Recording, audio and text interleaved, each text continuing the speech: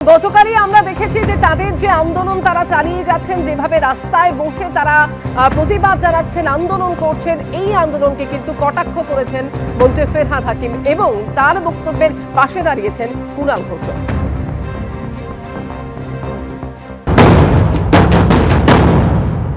Supreme কোর্টের যে বিচার যে ওনারা যেটা দিয়েছে সেটা একমাত্র বদলাতে পারে সুপ্রিম কোর্ট।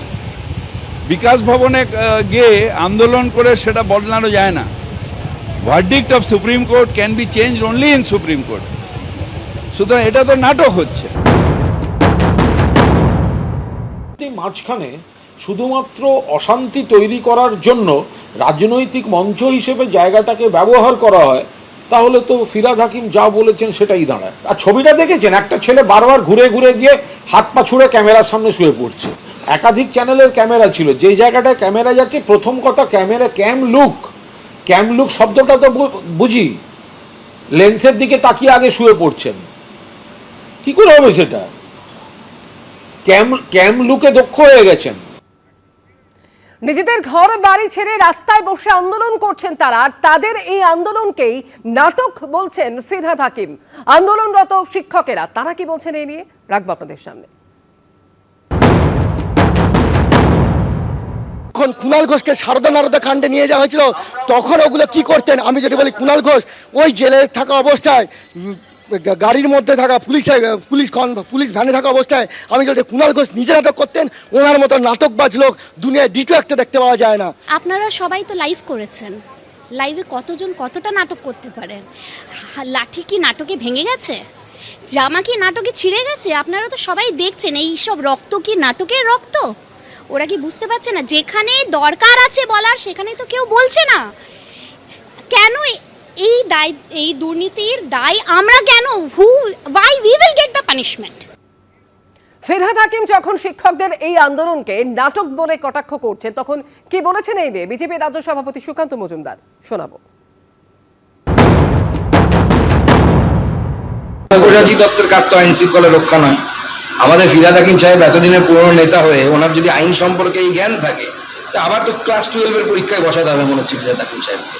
নাটক হচ্ছে, এবং এই যে নাটক শব্দ, নাটকটা কেন বলছেন বলুন তো? এরা জীবনের পরীক্ষা দিয়ে কোনো চাকরি পেতে হয়নি তো।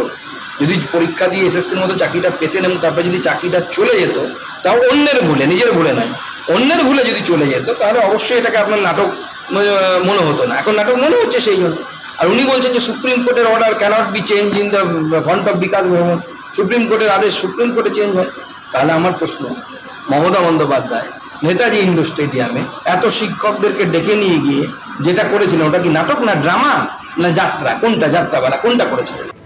বিকাশ ভবনের সামনে ধর্নার 12 দিন জারি রয়েছে আন্দোলন। হকের চাকরি ফেরত চেয়ে চলছে অবস্থান বিক্ষোভ। পুলিশের মার খেয়েও রাস্তা আঁকড়ে চলছে লড়াই। রোদ বৃষ্টি উপেক্ষা করে রাতভর তারা অবস্থান চালিয়ে যাচ্ছেন। আর এরই মধ্যে তাদের নোটিশ ধরিয়েছে পুলিশ, যেখানে হাজিরার কথা বলা হয়েছে।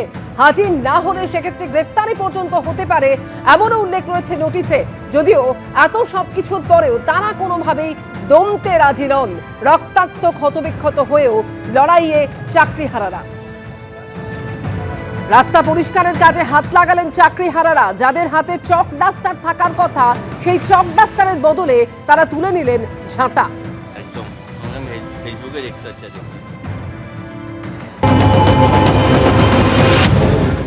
পুলিশের নির্মম লাঠিচার্জ এবং তারপর ন্যূনতম বল প্রয়োগ করা হয়েছে বলে পুলিশের তরফ থেকে বলা হয়েছিল, যাদের উদ্দেশ্যে সেই শিক্ষকরা তারা এখনো পর্যন্ত বিকাশ ভবনের সামনেই আন্দোলনরত।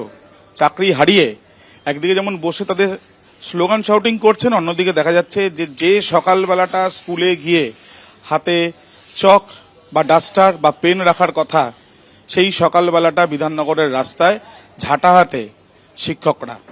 তার কারণ কি? তার কারণ এটাই যে প্রশাসনের তরফ থেকে এখানে তারা বসে রয়েছেন, সেখানে পরিষ্কার করতে কেউ আসছেন না, এমনটা তাদের বক্তব্য। তাই নিজেদের বসে থাকার জায়গাকে নিজেরাই পরিষ্কার পরিচ্ছন্ন করছেন। একবার তাদের সাথে কথা বলবো। দেখুন, আমরা তো অবস্থান বিক্ষোভে আছি, আমাদের তো চাকরিটা চলে গেছে কোর্টের অর্ডার অনুযায়ী। তো এখানে যখন আমরা পড়ে আছি, তো আমাদের তো সেটা পরিষ্কার রাখতেই হবে। আর আমরা তো আমাদের নিজেদের, এটা তো ছিল নয়, আমাদের নিজেদের দোষেও চাকরিটা যায়নি, সরকারের সিস্টেমেটিক ফ্রডের কারণে গিয়েছে। তার পাপের ফল আমাদের এই ভোগ করতে হচ্ছে। সকালবেলা চক ডাস্টারের বদলে আমাদের হাতে ঝাঁটা নিতে হচ্ছে। এই তো একটা করুণ পরিস্থিতি, আমরা এই এক মহামারীর শিকার বলা যায়, এই এক অন্যরকম বিপর্যয় যা বইয়েতে এরকম কোনো ভাষা নেই। এই হচ্ছে সরকার দ্বারা নিয়ন্ত্রিত বিপর্যয়। কেউ বিএড করেছেন, কেউ এমএসসি বা কেউ বিএ পাস, প্রত্যেকেই চাকরিহারা। তাদের বক্তব্য যোগ্য প্রার্থী বা যোগ্য হিসাবে তারা চাকরি হারিয়েছেন এবং যোগ্য হওয়া সত্ত্বেও চাকরি ফিরে পাচ্ছেন না। তাদের দাবিগুলো না মেটা পর্যন্ত তারা আন্দোলন তো চালাবেন। কিন্তু সকালবেলা ছবিটা দেখা গেল রবিবার, যে এই রবিবার স্কুল ছুটি থাকলেও অন্যান্য দিন যেমন এই সকালবেলাগুলো দেখা যায় চক ডাস্টার হাতে শিক্ষকদের, আজকে যারা আন্দোলন করছেন তাদের হাতে চক ডাস্টার নেই, তাদের হাতে রয়েছে ঝাঁটা। ক্যামেরায় অভিজিৎ দত্তর সাথে আবির দত্ত, এবিপি আনন্দ, সল্টলেক।